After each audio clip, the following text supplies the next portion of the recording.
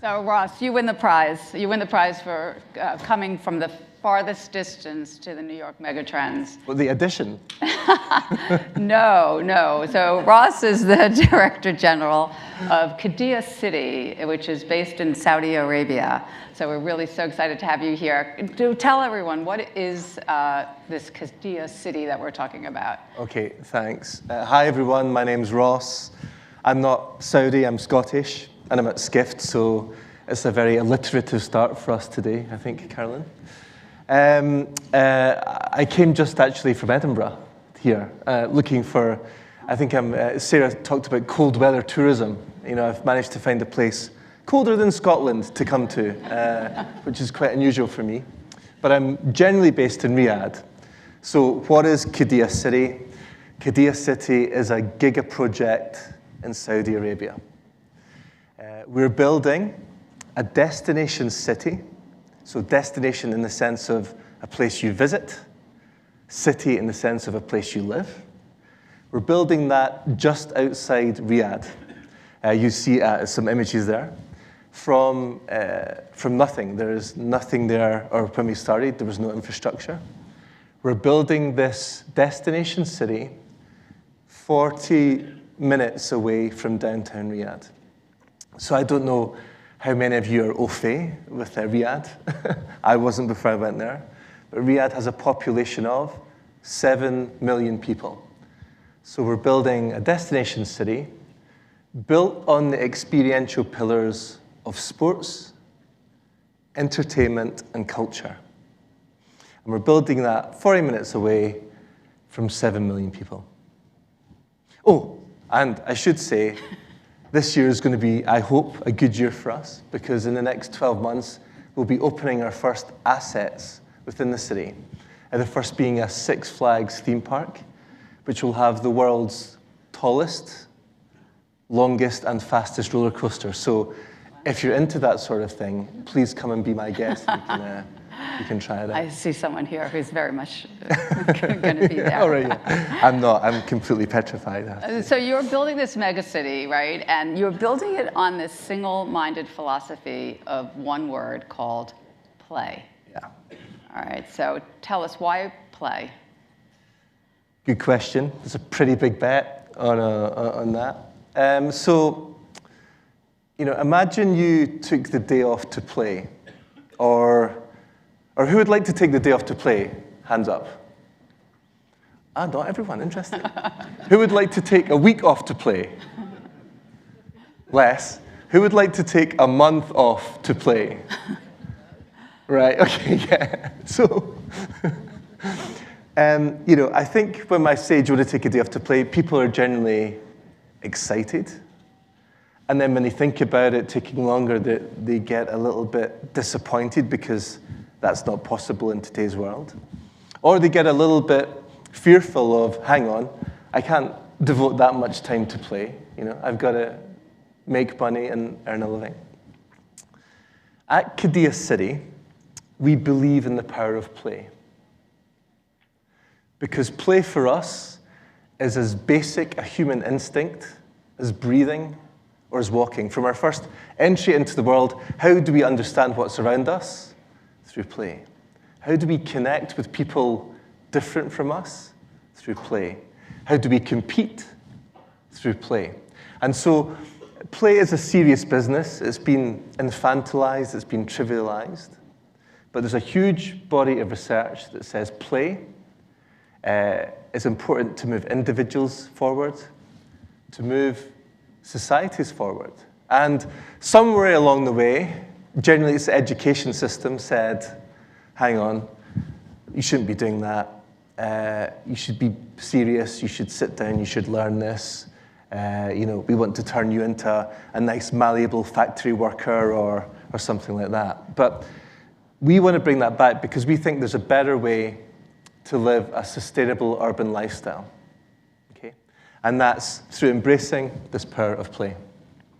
So this ties in beautifully, but no coincidence, with our #1 megatrend, which is on live tourism. And I know Sarah spoke to it in her opening. So how does live tourism is about those real live moments, right? The ones that you're craving to be with other people, be at the right place, the right time with the right people. So how does this intersect with what you're doing? Yeah, well, our whole value proposition is based on this. And it's that move from you want to be an active participant than a passive observer in your travel experience. You do want an emotional connection rather than just kind of taking a recording of wherever it is you are.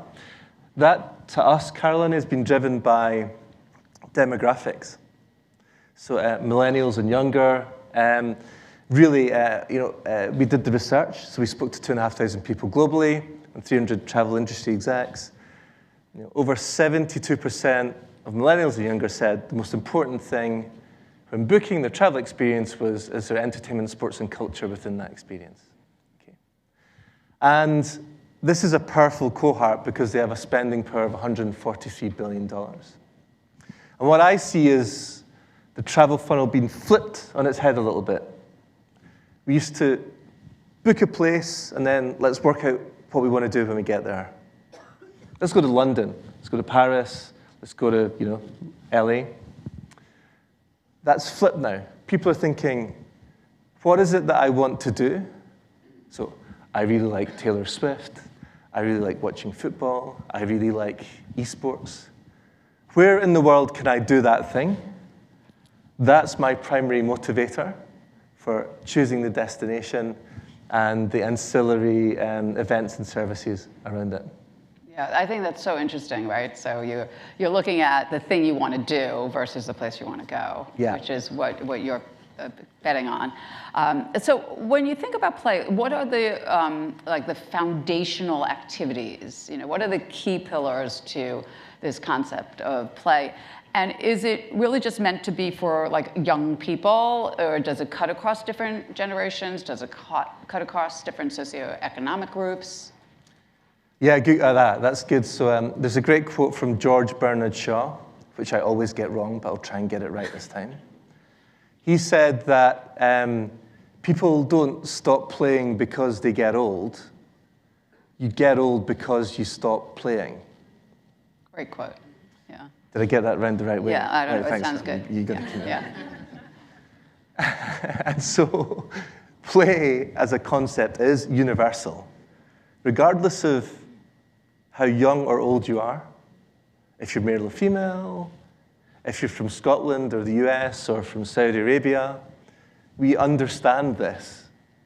And because of the universality of the concept, we've stepped into this in the way that we construct the master plan of the city. So Qiddiya City is welcome for all.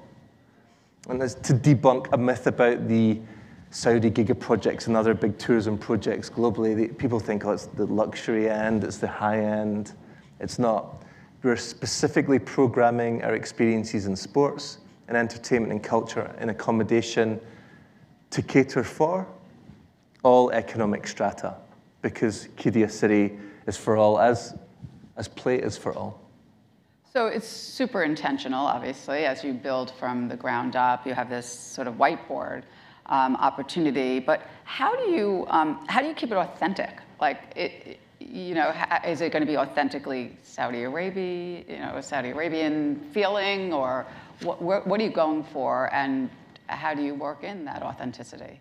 Yeah, I think authenticity has become a little bit like that overused term, right? Everyone gets up and talks about it. For me to define it, authenticity is, can I go somewhere, interact with local people, do things that local people do that's a little bit different from the global cookie-cutter approach, okay?